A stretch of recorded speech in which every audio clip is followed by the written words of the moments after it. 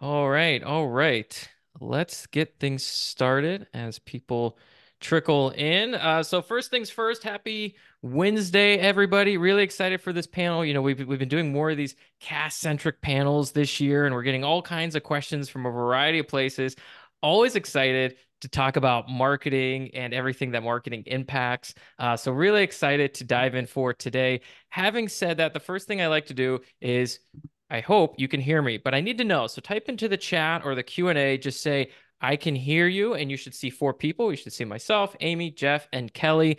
Let us know that you can at least hear me and see everybody on the screen. And for bonus points, let us know where you're calling in from. I'm in a very hot and humid Pittsburgh, Pennsylvania, which will take it because it's usually gray and cold. So let us know where you're calling in from. If it's humid, if it's cold, if it's northeast, southeast, west, I don't know. Just let me know. Type into the Q&A. Great. Morgan says, I can hear you. D. Greer says, I can hear you. We got somebody calling in from Atlanta, Georgia. Oh, Atlanta, Georgia. It takes a lot of Pittsburghers away. I've known multiple people that end up in Atlanta from Pittsburgh. Must be a good place. Brenda from Boston. Thanks for typing in. Jacksonville, Florida. Beautiful day. Great. Thanks, Shauna, Kaz, John. Great, great, great. We have a super good group. Columbus, Ohio, Louisville, Kentucky.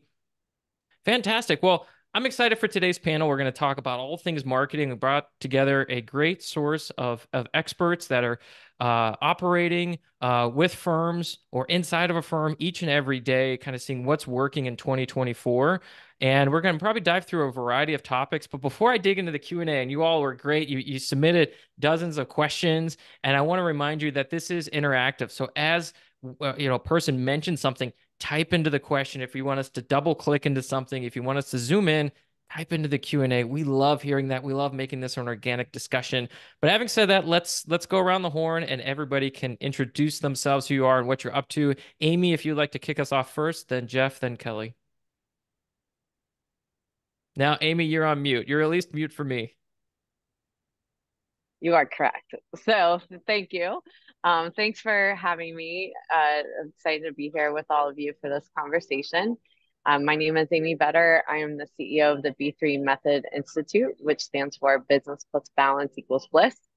I am a CPA and a yogi and have been consulting with accountants and CPAs that have been putting together casts and outsourcing services for probably 15 years at this point. Have my own, have done it in many ways on my own as a partner in a firm, also as a national practice selling to franchises. So happy to get into this discussion today.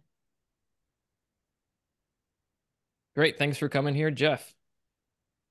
Howdy, my name is Jeff Bartsch, and I believe that we all have the power to take an ordinary message and to elevate it into something extraordinary.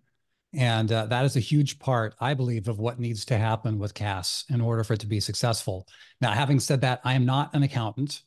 I grew up for the first 25 years of my life being known as Jeff the Piano Guy. Amy, I know you have some pretty heavy music background.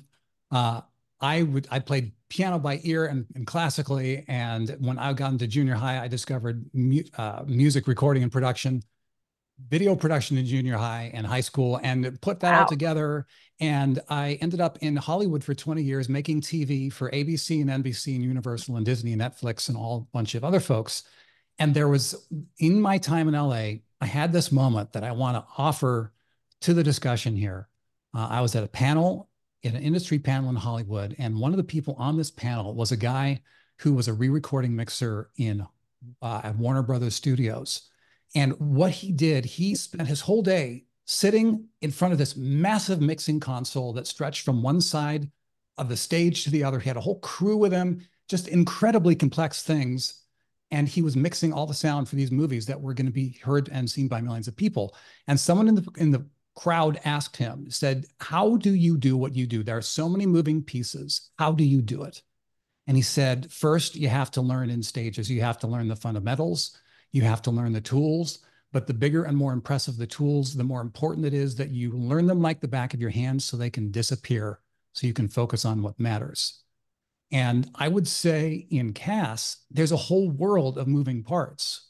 You have all the tech stack, all the processes, all the things, but all of those are in service to what we're actually doing, delivering that client value.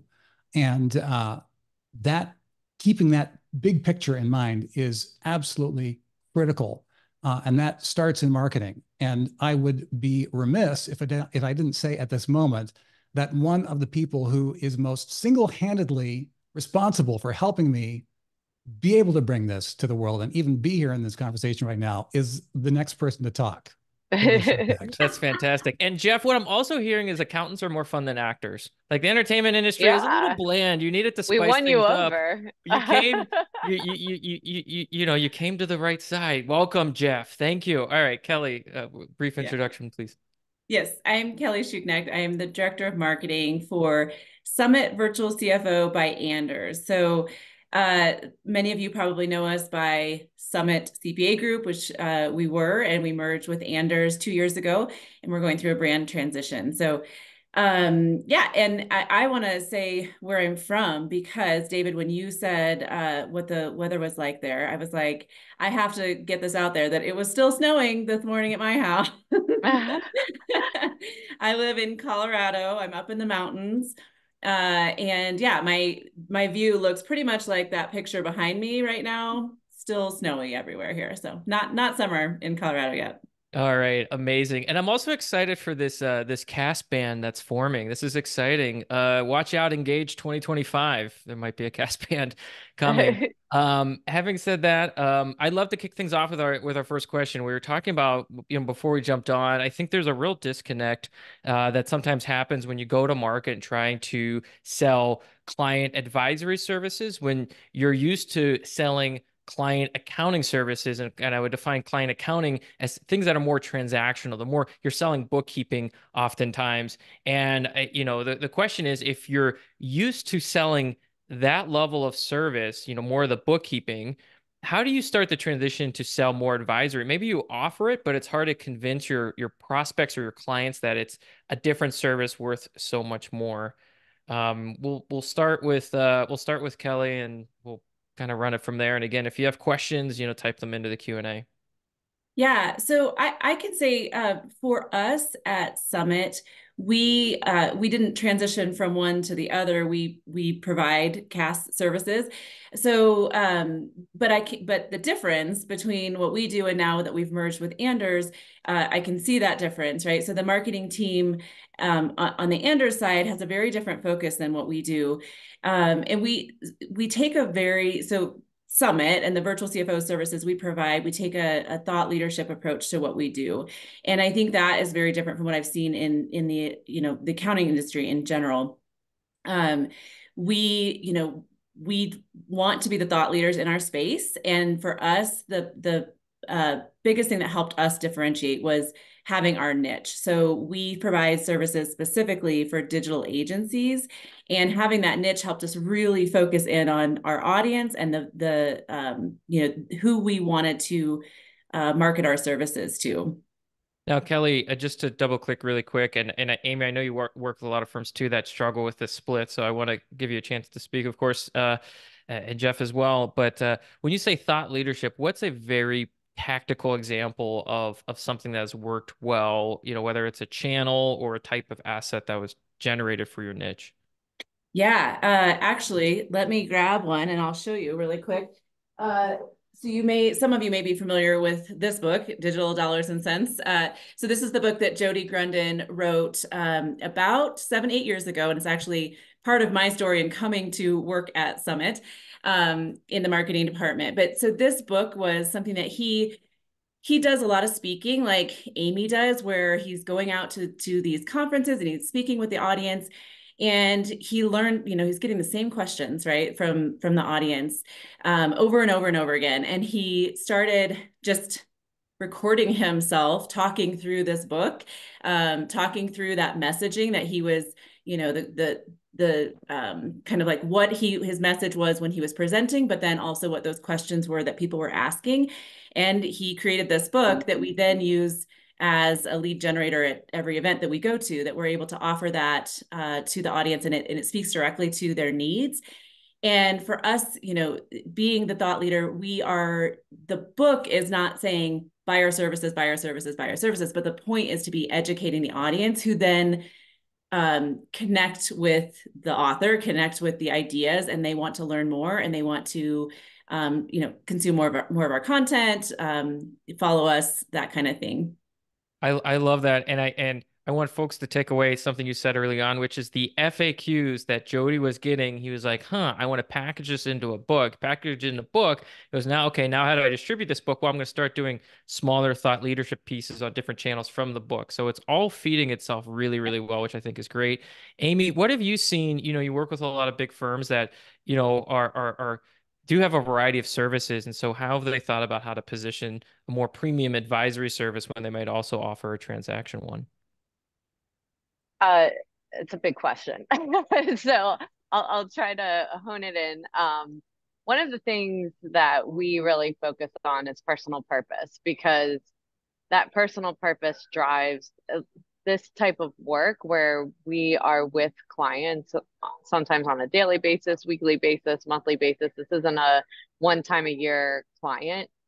And so it's really important, like, this is what Kelly's talking about. Jody had to really love that niche, right? And believe in it in order for them to believe in him, and have a purpose greater than himself in order for those clients to resonate with him. And so really honing in on what are the things that you love to do and who are the clients you love to be with and help, because we are in service in this, and those services span from bookkeeping to controllership, the CFO services, the technology implementation, all sorts of different things that we can do to help. But if we always think about what are the pain points that we are solving instead of just the output of the financial statement, it makes the whole relationship more meaningful, which drives back to marketing. If I don't know what my purpose is and who it is that I want to work with and who it is I want to attract in my business, then my website becomes very vanilla, just like everybody else's website. And I'm not actually talking about the pain points that that target client is dealing with. So when they come to the website, they're seeing themselves. And I'm not talking about all the services I have to offer. What I am talking about is, what are the daily pains that you have? What are the things that you are staying up at night? I got that. I've got your back. I've been with people like you over and over again. And this is how I help you be able to alleviate that pain. They've got to be coming and seeing whatever marketing you're doing is in service. And so, that example of a book is very much an entryway into service of, this is how I help. I understand your business. This is the steps I would take. And if you want to get more involved with me, these are the other ways that you get involved so that I can help you. Yeah, I love when you have passion for the industry and you dive into it, you start to speak their language. And even that alone raises eyebrows. Like, these words? Who are you? Like, do you also run a restaurant or whatever it may be? So I think that's so important. But let's say you've kind of narrowed down your passionate niche. Jeff, you mentioned messages before. Let's say you're like, I love dentists. Dentist is my go. I love them. I don't know why. It's great. I've always, appreciated working with dentists. How do you start to tell that story? How do you talk about it? Do you just say, you don't want to say like, dentist, hey, look at me. Like, so how do you broadcast this message in a value-driven way, to Amy's point, that you're hitting on their pain points? Absolutely. The big thing is you have to be demonstrating to your question, and also to the previous question, you have to be demonstrating that the value that is being delivered is different than what most people expect. Because if you're living in a compliance space, the deliverables are very often cut and dried and you move on. But if you're looking to be in a relationship, in an ongoing advisory relationship with a client, this is a whole different game. And people, a lot of times, they don't even know that this kind of a role exists, certainly not from someone who is seen by them as their accountant. So the steps to take, if you want to start reaching out to dentists, you have to start demonstrating somehow. If you're going to write a book, if you're going to be posting on LinkedIn, if you're going to be showing up on podcasts, whatever you're going to do, you're going to have to demonstrate that you know what those pain points are. Oh, you know that dentists have personnel issues. You know that the systems don't always work smoothly. You understand me, you know, and that's just the beginning. But yeah, having a specific message for a specific group of people is so, so important when it comes to figuring out what you're going to say in the first place. Yeah, and don't show up with yellow teeth. Yes. Look like Show you're in the industry. Too. I'm wondering, you as we're talking about CAS, I mean, there's this kind of question below this question. I'm at these conferences and everybody's talking about CAS, but like if I'm running a dental practice, I'm not thinking, you know what I need? I need a firm that specializes in CAS, right? So I'm curious, like we'll go, Amy Jeff Kelly's the order on the screen is like, what should firms call this? Because like CAS is meaningless to a prospect. They're like, I don't know that's just like an acronym that means nothing to me. Yeah, I completely agree with you. So when I started doing this in 2001, there wasn't a name for it. And I just called it outsourced bookkeeping and controllership services. Then I joined a firm, we called it small business services. Then we did outsourced accounting for franchises. And then when I started going in the technology world, we called it business process outsourcing. So our terminology does not matter to a client. And we actually need to let go of that, because I will see people argue over, is it CAS, CAAS, and it just doesn't matter. All that matters is that the terminology that you use is what the client would describe as their pain. So when you put up that your services under, let's say you call it CAS on your website, or advisory services or outsourcing services are write-up and tax compliance and payroll return, like that is really boring vocabulary. They don't know what that means. A client doesn't know how that helps them. It sounds very reactive versus proactive.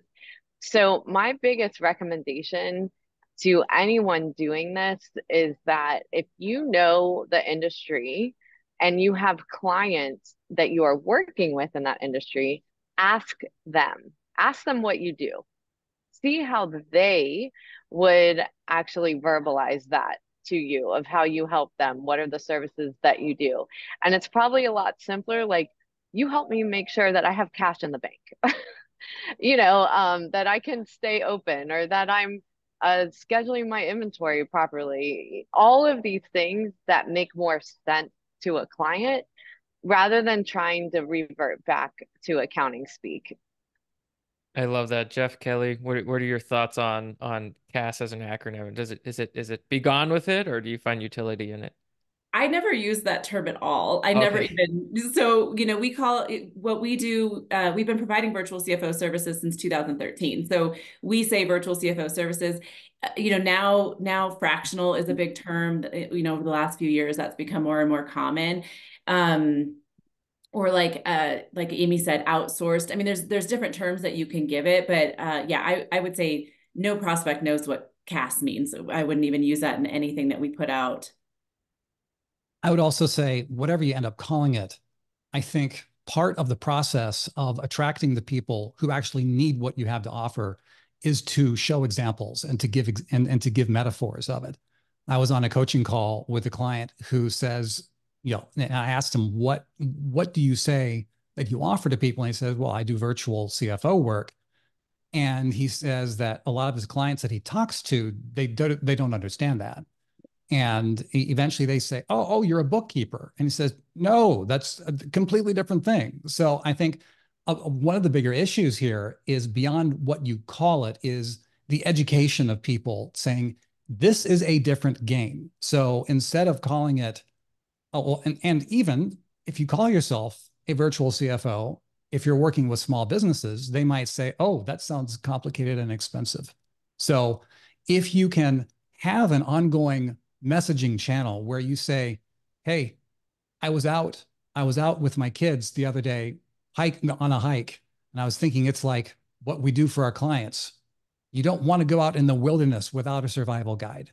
You need a financial roadmap. That's what we give for our clients. Or we're a financial Sherpa for our people. Or if you're talking to people in the transportation industry, we provide you GPS for your business so you know where you're going. It's part of that ongoing conversation. Yeah, which leads me to one of the questions that surfaced. Somebody asked this question is what to say to prove the value of CAS. What I'm hearing a little bit is sometimes, well, it's what you say, but it's also what you show. So what have you seen that client, I guess Kelly could start with you. What do you show clients? Like you talked about the thought leadership, but do you show examples of the tangible deliverables clients could be receiving? You know, it's anonymized, it's a fake client. Like, I guess for people that are trying to wrap their head around like, CFO, I don't know, that's too expensive. Like, what do you actually show so they totally understand how it's different than just bookkeeping? Yeah, I think for us it's more of a conversation. We have done where we've gone to an event and had uh something on the screen where we're trying to kind of show, but at that stage it's a little too much information for them, or it's like too much, like they can't quite connect those dots. But we tend to have just like a conversation with them about what are their needs and what are they looking for, and then we can help. We have lots of examples we can share. We put together a win booklet, like showing our client wins and the experiences, what clients came to us looking for, and then what they got out of the service and kind of how we helped them. So we have those kinds of examples, which are more of like, how do I get from here to there, but not showing them like the financial information or like, what that forecasting looks like, what that, what those services look like, because that it's kind of too much at that stage. We also do show them, though, our meeting schedule. Like here's how often we meet with you, which helps them understand like we're meeting regularly. This isn't just I check in with my accountant once a year or around tax time, whatever. But here's what that kind of a deliverable, but in a different way. It's not what the reporting you're getting, but kind of the relationship that we're going to have with you. Yeah, I think the recurring meetings is a big highlight to just show this is not your typical relationship. Amy, what have you seen in how firms kind of show the value, to prospective clients?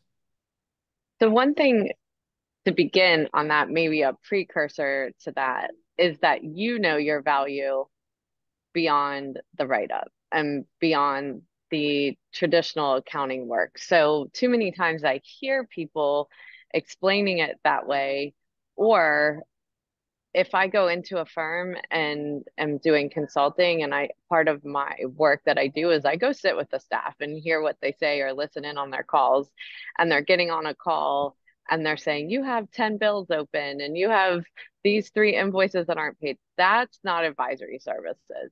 That's table stakes. That's the accounting work that needs to get done, but that is not going to give you an elevated fee, right? That's the compliance work we always need to do. So those conversations should be meaty.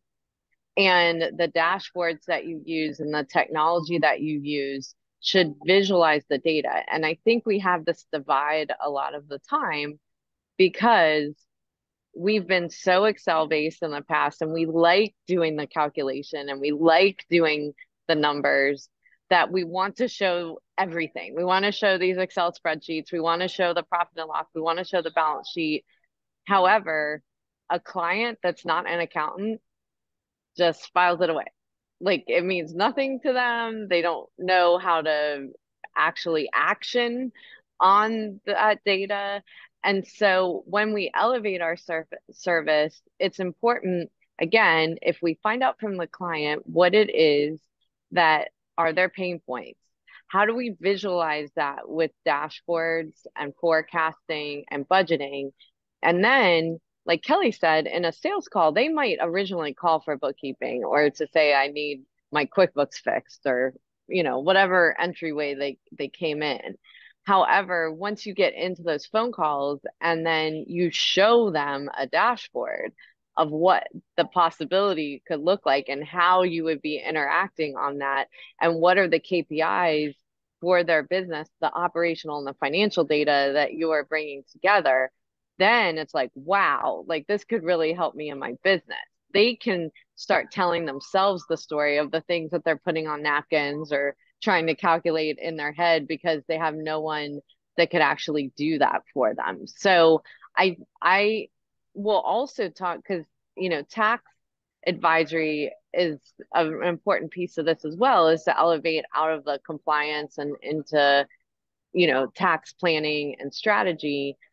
You can bundle these services where you're doing compliance services, but instead of just handing the tax return, showing them a dashboard when you meet with them, and hopefully you meet with them about their tax return, and then them seeing their data visualized in a new way that they understand. And then they're going to be like, how do I get this data more? How do I see this more? And that starts upselling them into another service. So there's sometimes where someone is going to enter in on a lower level service that you upsell, and you've got to have a marketing plan for that long-term relationship. Or there's some people that know they want that right off the bat. But those are different customer profiles and personas, and you have to be very clear in your sales process and your customer journey how you're going to target that all along the way. I love this point so much. I just want to pause here because I feel like, and we've talked with a lot of firms that they've sold transactional work and they know how to sell it. And so what happens is they could be marketing advisory, outsource CFO, what have you. A client still comes to them and they're like, well, we need a QuickBooks cleanup. And they're like, they ask some questions around the QuickBooks file and they say, great, here's your price. They say, yes, no, can you discount it? Whatever. And you're like, oh, I wish I could have had an advisory conversation. I keep getting all these QuickBooks clients. But what you're saying is, wherever they come in at, your job is to diagnose, even if the ultimate sale is still QuickBooks, let's diagnose the whole financial health of the business that's coming to me. Let's ask more questions during that process. Let's treat every sales conversation like an advisory, exploratory, financial health checkup conversation. So we know maybe they start in advisory today, or we know there's a path there, but we map that out up front versus getting the quick win. Yeah, we got QuickBooks cleanup. Okay, we got some money, but we didn't get advisory. What's wrong, right? And phase it. So not overwhelming the client right then, of just saying, we need to get your accounting to status quo first so that we can get you to the next stage of being able to give you that information that is trying to help you in that business. But you do have to plan out this long-term sales cycle. It's not a one-time hit. Yeah, I love it. I love it. Couple more questions, and again, if you have some, drop them in the questions area. But this is one that we're shifting a little bit. We've talked about this assumption of of having a niche, right? It helps us build thought leadership. It helps us have these conversations, these dashboards. I mean, is it possible to scale CAS? I mean, we're going to talk about from like 0 to 1, not like, you're at 50 people and you want to go to 500, right? But like just to build an initial level of success, is it possible to do that just as a general CAS service, or is the market too noisy, too busy, too complicated to just stay in generalist land for too long? We'll start with Jeff and then go back to Amy and then Kelly. Well, I would say the biggest element in this, the biggest differentiator between advisory and compliance, or at least if not the biggest, one of the biggest, is the idea of trust. So how better to go from 0 to 1 than having a conversation with an existing compliance client and say, hey, tell me about what you're looking to do into the future. Start asking questions. So instead of them expecting you to be the accountant looking backward, and which is what the industry has typically done, when you start asking questions about what do you want to see in the future, what's keeping you from getting it, what would that change look like, what would that mean for you? Can you be That kind of thing. agnostic? Can you be industry agnostic of who you approach with that question? Or are you thinking like, okay, we gotta, the industry talks we were about earlier, it has to be dental practices, has to be digital agencies. Like, if you really want to grow, do you have to pick a niche or can you be general? If you want to go from 0 to 1, as you're saying, there's no need to pick a niche at the very beginning. Start with trust. If you have clients, start with someone who already trusts you, ask about their future. Then if you say, okay, well, I feel that I could build with this kind of a niche, the more you know about the niche, the more you know about those pain points, the more that you know how to show that value. Now, the challenge with that is you might have a great source of referrals from your tax practice saying, hey, let's elevate these to your to advisory clients. And maybe that provides all the volume that you need.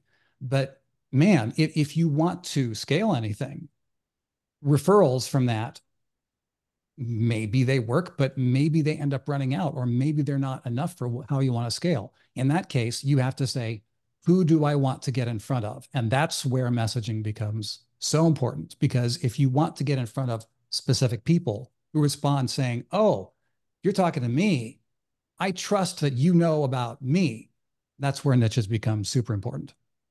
Yeah, got it. So you're saying to start to get your bearings, you can be general, have these pain-driven conversations from there, try to niche down. Amy, how do you think about the right time to pick the niche? You mentioned earlier about it, but from a timing perspective, how do you think about when a firm needs to really zero in on those ideal clients? So I'm pretty much from the beginning, because I see too many practices go wide, and then to undo is very hard. If you're going to go general, you at least have to know the level of client you're looking at. And what I mean by that is, am I going to look at clients that are $100,000? Am I going to look at clients 500,000, $1 million or more? There's complexities that are different depending on the size of the client. And if I'm going to go general, I still need to understand what complexities I might encounter and what are some things that might be a disqualifier. So I may not want to do inventory. I might just want to do, general businesses that have no inventory. So there would still be disqualifiers happening at that level. What I find is that a lot of these practices that go, awry is that we have this stress when we start a business, and I went through it too, of I need to just take any client that comes in because I'm building a business and I want to be able to have a business.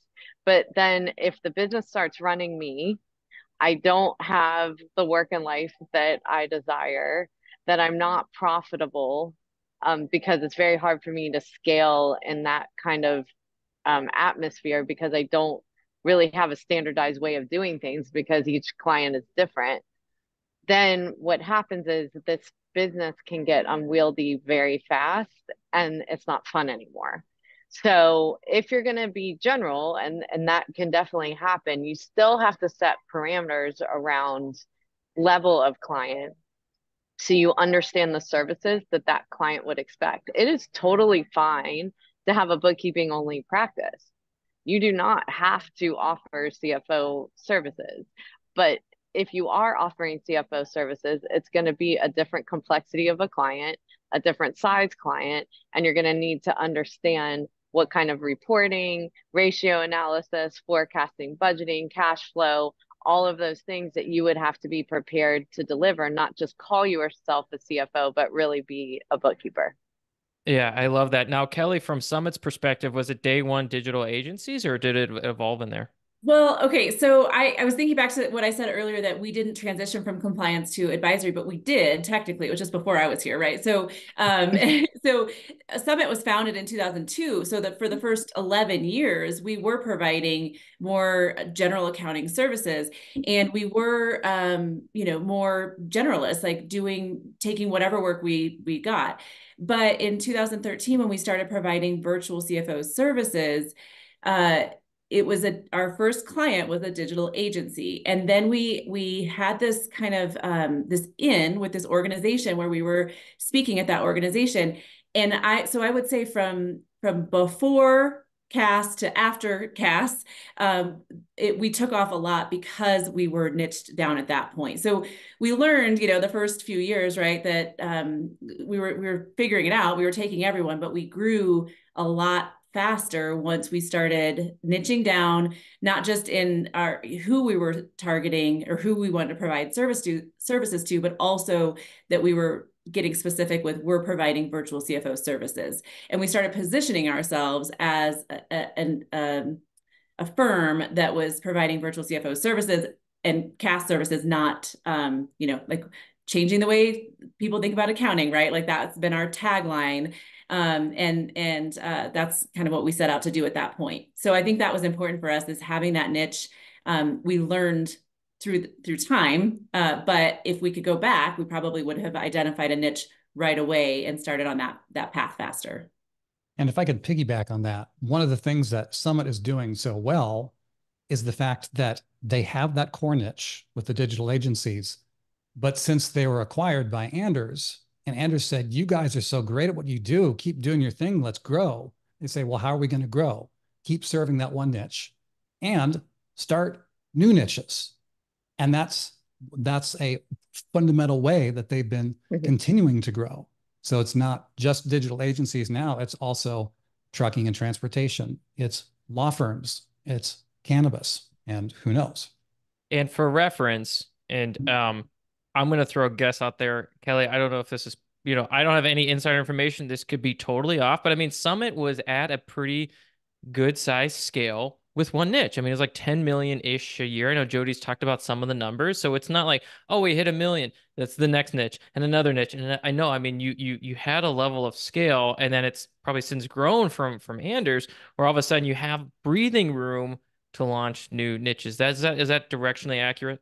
Yeah, absolutely. So 2 years ago, we sat down with the leadership team once that merger happened and talked about kind of this plan for building out additional niches. But everyone knew at the time that when we did that, it wasn't going to be an overnight, we're going to say we're serving this industry and now all of a sudden we have all these clients from it.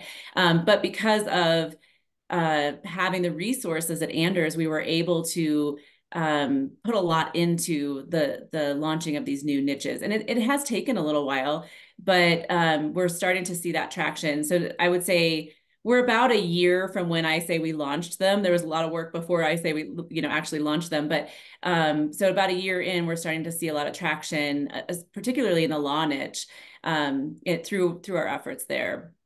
But yeah, having that resource has been extremely helpful. Fantastic. I two more questions, and then we're going to start diving into the Q&As. I'm curious, as you've thought about your market position and who you're serving, how do you then think about this crazy world? I'm going to say it, it's going to spark all kinds of stuff. Price, right? Everybody always asks about price. I could put a topic out there. What do you think about outsourcing? I don't know. What's the price? How do we price? How do we price? These two things feel deeply interconnected. So, Amy, how do you think about, you've picked your ideal customer. How do you think about how you should go about then building your price tiers or your quotes, or however you want to approach that to the market? Yeah, and this is a whole topic on its own, but it is an important piece of marketing. And that's why understanding your niche and how you do things is so important. So, I always say your marketing plan is not first. You've got to figure out who are the customers you want to attract, how do you do the work so that you understand the overhead costs and the cost of doing business. And then you can start building out the price, right? And the price does not mean timesheets. And I know like that's a hard thing to let go of, but this is really a corporate service. It does not need timesheets. You're able to evaluate your profitability of this business. And utilization, realization, for those of you that are in accounting firms, are not a good measure of how much that this practice is actually contributing to the rest of the firm if you're within a firm. So I think it's really important that you have value pricing packages. And what value pricing is beyond the inputs, because technically, if you set up your technology properly, you should start becoming more efficient. Well, that doesn't mean you should be charging less if you're charging by the hour. It should be based on the value that you are creating for that client. And so we typically teach 3 pricing packages, and that would be per niche, because every niche is going to be a little bit different, what you offer and the elevated services you offer. And you also want intangible services that are in those packages that aren't time bound, that are maybe training videos and other types of materials that you can be providing in those packages that have absolutely nothing to do with you key inputting anything into software. So, but that service should be, if you are looking at it from a value perspective, that you've got levels for that client to move up in that customer journey that I was talking about before. It is priced very specifically to that niche. The vocabulary has to do with the niche of what those package names are, what the pricing looks like, and the components of it that's very specific to the KPIs in that industry, or the type of reporting that they need in that industry, and so forth, so that they know it is priced for them. And then there can always be step ups in that pricing where you have a la carte items that maybe they're in a package, they started out in the lower package, but then they need a couple extra things until they get to the point where it's better for them to go into the middle package, and you start moving them up the scale. But in order to do that, and this is the absolute most important part of pricing, you must scope, and you must keep to your scope, and you must train on your scope all of the time. That your bookkeepers are your biggest upsell to controllership services, to CFO services, because they know their scope so well, and that you've got to discipline them and the client that anyone goes outside of the scope, there are consequences to going outside of the scope, so that you keep people in the right packages. And you're not, like, this is the hard part in this work we do, is we get close to the client, we feel very attached to them, we want to help them, and then they start calling and asking for new things, and we're like, yeah, we can do that, yeah, we can do that, and to the point of we're not charging for half of the things that we're doing, and none of the staff has been trained on that as well, and then we get in a place where it's not profitable. So the pricing packages are important, the scoping of those pricing packages are even more important. And then even more important is the training on it to everybody, the clients and the staff, to make sure that you are profitable. I love it. I love it. And we're going to dive into questions. I can't believe we're already 43 minutes in. This is just flying by, right? So I'm going to give one, we'll call it rapid fire round here. And then I'm going to go through, at least I see a couple Q&A coming in.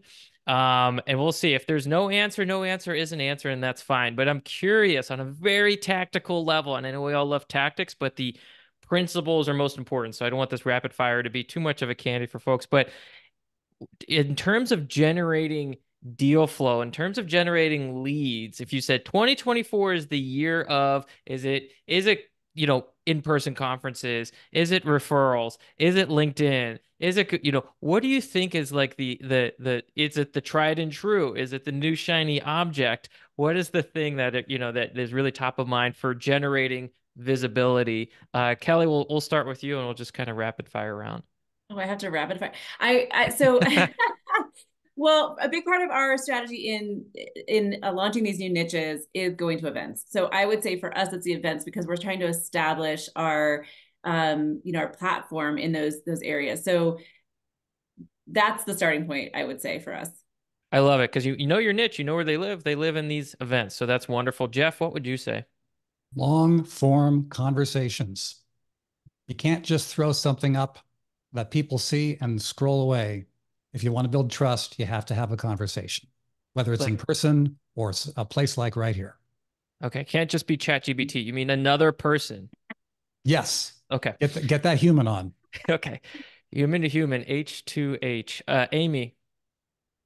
So I agree with Kelly about going to events, and I would just add finding the associations where your target client is and offering up articles to the journals that those clients read, offering up webinars that you could provide to that association. That is your marketing, so that people get to know you as an expert and they start finding you. Yeah, love the idea. Like virtual roundtables could be a good one. Mm-hmm. All right. Having said that, we did get a question. And we'll start with Kelly, because I don't know if you're experiencing this, and then Amy and Jeff, I'd love to hear your thoughts. But somebody said, what advice do you have when you're in a CAS department in a CPA firm but you do not have complete control over the client work that is coming in. Like they're just, from what it sounds like, they're just chucking work, like, tax, audit. Someone else is like, oh, it looks like we got somebody for you. Here you go. And you're trying to be like, no, we're construction only. And they're like, no, you're not. So how do you deal with, I guess, these department power dynamics, I guess? I mean, how do you kind of work through that? And have you had that challenges, so far? Yeah, so I think being as large as we are now with Anders, we have all the resources all over the place for the different types of work and the different types of industries. But I mean, that's a leadership thing. I think the leadership needs to be clear about who they want to serve and the type of work they're going to take, and then how they're communicating that to marketing as far as what marketing is charged with bringing in. That doesn't probably help this person with the question, but I think that is a kind of a bigger problem that leadership needs to make sure that they're clear on what they want to accomplish there.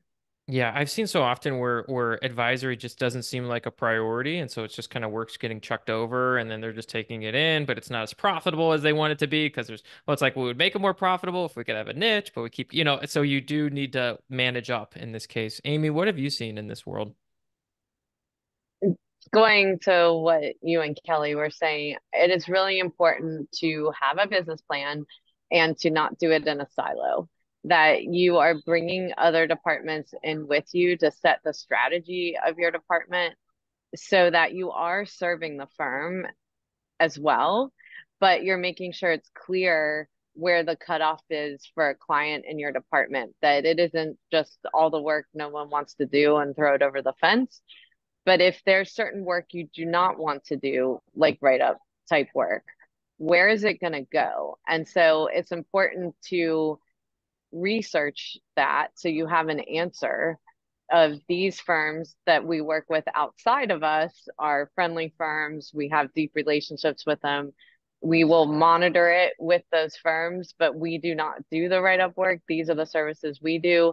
And then if we choose niches, we want that to align to the rest of the firm so we can show the value of the services we do actually growing the economic value of that client for the firm in all of the different service lines. So I've been seeing firms start changing to be segment focused versus service line focused, so that there's a head of healthcare, let's say, in a firm, and the CAS department, the audit department, the tax department, the family wealth department, all of those departments report into that segment lead, so that anytime a prospect comes in, you're selling a total service and one-stop shop versus each service line competing against each other.